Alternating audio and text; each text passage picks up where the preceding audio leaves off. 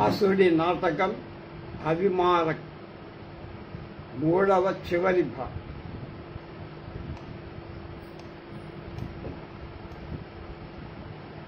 అవిమారకుడికి 5వ అంకంలో ఉన్నాం. కొరంగి కనపడుతూ ఓ సంతోషంగా ఉంది అంటున్నాడు విదూషకుడు. అతి పండితుల్లాగా ఇదేమిటి అన్నాడు. ఓ నిత్య పరిచయం చేత నన్ను పరిహసిస్తున్నావు. నన్నెరగని వాడు నా బుద్ధిని ఎక్కువగా ప్రశంసిస్తా. నేను అదే తెలుసుకొని ఎవడితో అయినా విశ్రంభంగా ఉంటా. ఎందుకయ్యా ఈ ఔదాసీన్యం అంట. సఖా ప్రసాద శబ్దం కలుగుకూడదని అలా చేస్తా. నేను నిన్ను విడిచాగాని నువ్వు కనపడలే. అయ్యా నేను ఇది మరిచాను, మళ్ళా చెబుతా, ఇక్కడి రా అన్నాడు అభిమారకు. సఖా ఇదే నా ప్రియురాలు నళినితో శిలాతలంలో ఉంది, చూడమన్నాడు. ఈ జీవన్మరణాలచే ఏమవుతుంది అనుకుంటోంది కొరంగి రాజకుమార్. నళినిక పోయిమాగధిక ఉపస్నానంతో రైతురమ. భర్తుదారిక ఒంటరిగా విడిచి నేను ఎలా వెళ్తాను, ఇక్కడ ఎవరు లేరు కదా. హారినిక ప్రవేశించి జయం భర్తుదారిక, అమ్మగారు ఇప్పుడు తలనొప్పి ఎలా ఉంది అని అడుగుతోంది. ఇదే ఔషధాన్ని పూసుకోండి అని పంపారు. నళినిక నువ్వెళ్ళు, దేవుడు వర్షింప ప్రారంభించాడని అనుకుంటున్నా. నేను కొత్త వర్షపు నీటితో స్నానం చేస్తాననుకుంటున్నా కనుక ఉపస్నానాన్ని త్వరగా తీసుకురా. చిత్తమ అదేమీ చెప్పాను. వసి ఇటురా. అమ్మా ఇదే వస్తున్నా. వసి నీ శరీరం చల్లగా ఉంది కొరంగి. అమ్మా నేనెరుగ వచ్చి నన్ను కౌగలించుకో. అమ్మ అలాగే అని కౌగలించుకో. వసి నీ శరీరం అతి శీతలమై మనోహరంగా ఉంది, నీ దయ. వసే ఇప్పుడు నా శరీర దాహం నశించినట్లయింది. సఖీ ప్రణయమై ఈ శరీర సంసర్గం ఇంతటితో ముగిసే, నువ్వు వెళ్ళు అంటూ అని పంపించారు. అమ్మగారికి ఏమని చెప్పంటారు.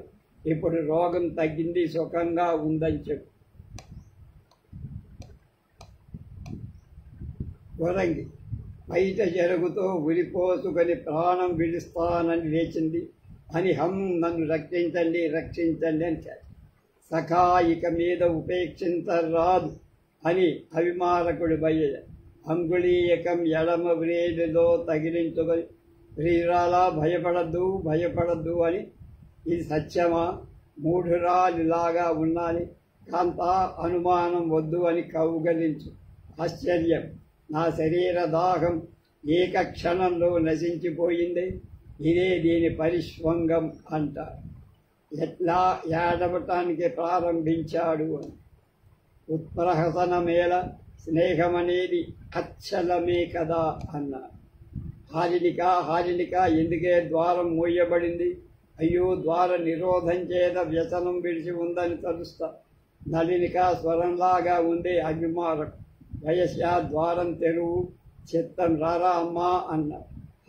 ఇట ఎవడీ పురుషుడు, నువ్వు చక్కగా కనిపించావు, ఏమి రాజ విశేషం. ఇంకా ఎవడు నన్ను చూసి పురుషుడని చెప్పును, నేను ఆడదాన్ని. నళినిక ఇటు రా. భర్తుదార కూడా ఏమీ.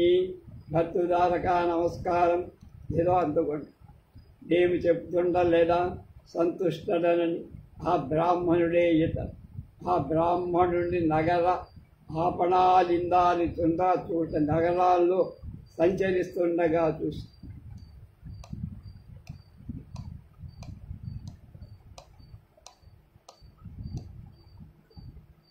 నడినంటుంది. నా ఆభరణాలలా తీసుకు ఇచ్చేస్తాను. విదూషకుడిని అనుమానం చిత్తం సరింప. విదూషకుడు విను వెళ్ళు అన్నాడు.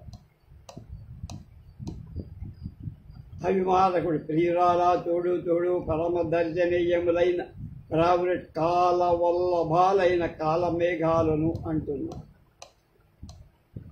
ఆర్యపుత్ర ఇప్పుడు చాలా దర్శనీయంగా ఉంది. జలధారలెంత విరళంగా విపులంగా పడుతున్నాయి. అలాగే ఇప్పుడు దేవుడు వర్షించడం ప్రారంభించాడు అన్న. ప్రియారము లోపలికి ప్రవేశిద్దాం. ఆర్యపుత్ర రత్నం అంట. 6వ అంకం మొదటి రంగం. దాది కృతాంతుని అవస్థానవస్థ మొదటరా కుమారి సౌవీర మహారాజు చేత తన కుమారుడు విష్ణుసేనుని కడిగి భరించుకొని ఇప్పుడది విచిత్రంగా కనదు. వసుడు అహో సంవత్సరికలను వారెంతవరకు విషశీలు.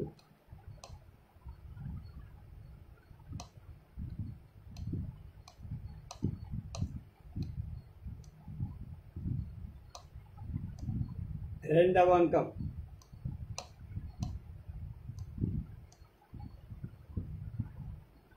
సౌవీరకుడు నీ సంగమం చేత నేను సంతోషపోకుండా లేదు. మరేమంటే పుత్ర స్నేహం అనేది చాలా బలవంతమైంది. ఎట్లీ పుత్రగత శోకమని ప్రభుకు తెలియదు. సంవత్సరంగా కుమారుడు మనకు కనపడు. పుత్ర స్నేహం అనేది బలవంతమైంది చూడు అన్న. కుమారుణ్ణి చూడక ఇతని సంతాపం పెద్దగా వెలుగుతోంది. దీన్ని మరపించాలి. ప్రభువునకు ఈ ఆపద ఎలా సంభవించింది? నేను నీ వ్యాప్యేక్షం చేత అడుగ మరచాను.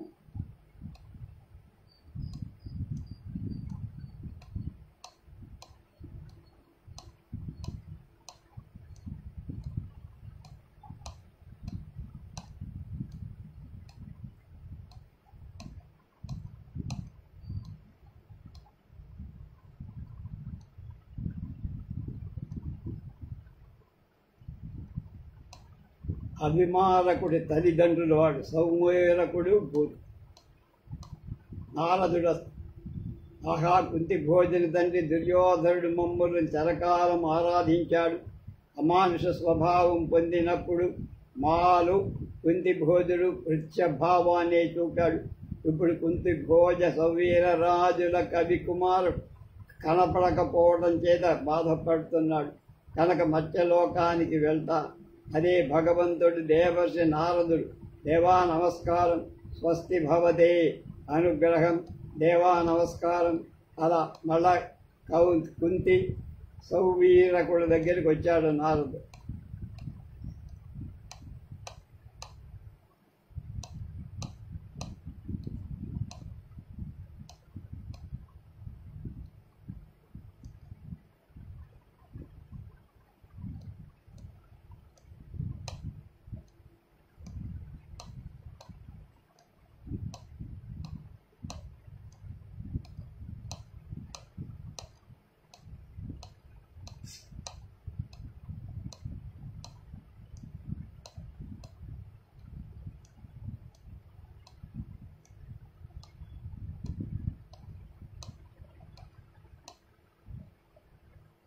అభిమానకుడు దేవా నమస్కారం. నారదుడు సపత్నీకునకు నీకు మేలుగాక అనుగ్రహం. మామా నమస్కారం. కుంతి లేదెమ్ము వత్స అంటున్నారు. అనుగ్రహం వత్స ఇటు అటు తండ్రికి నమస్కరింపు. అభిమానకుడు నాయన నమస్కారం. లేదెమ్ము వత్స సౌవీరకుడు. పుత్రా మామకు నమస్కరించు. మామా నమస్కారం. కుంతి లేదెమ్ము వత్స అన్న. పుత్రా సుదర్శనకు ముక్కు. సుచేతనకు నమస్కరింపక సుదర్శనకు మొక్కుడు అయుక్తముగా ఉంది. కారణం కలదు. సుదర్శనకు మొక్కు అలాగే చేయుడు. అమ్మా నమస్కరిస్తున్నా. పుత్ర ఈమెతో కూడా చిరంజీవుగా ఉండు అన్నారు. ఏల ఈ అతి స్నేహం చిత్తం దేవా అంటాడు. చిత్తం దేవా కొన్నాళ్లలోని సవ్వీరరాజు స్వదేశానికి పోని. కాశీరాజైన జయవర్మకు సుమిత్రుడికి నీవును సన్నిహితుడవు కాగలవన్నాడు. అనుగ్రహం అన్నాడు. సవ్వీర రాజా నీకేమీ అధికంగా ప్రియం చేస్తా. నాకు ప్రసన్నులరని ఇంతకంటే ఎక్కువేం కావాలంటాడు. షష్టాంకం అయిపోయింది. అవిమారకం అయిపోయింది. పరిధా వినామ సంవత్సర భద్రపదంబులో క్షయపక్షంలో స్థిరవాసరంలో త్రయోదశి విరచించని రామకృష్ణ విబుధుడు దీని మానవల్లి రామకృష్ణ గారు, కృష్ణయ్య గారు. ఈ అవిమారక దశ ఇది నాకు కూడా పెద్దగా నచ్చలే, అందుకని లాగేశాను. దాదాపుగా 70 పేజీల నాటకం, 92 పేజీలు. దీంతో పూర్తి చేశాం. రేపటి నుంచి భవభూత్ ఉత్తర రామ చరిత్ర ప్రారంభిద్దాం. ఆనందంగా ఉంటుంది. చదివితే ఆనందం కలగాలి, అనుభూతి కలగాలి. రేపటికి ఆ అనుభూతిలో పోవాలి. ఉత్తర రామ చరిత్ర భవభూతి రచన నాటకం.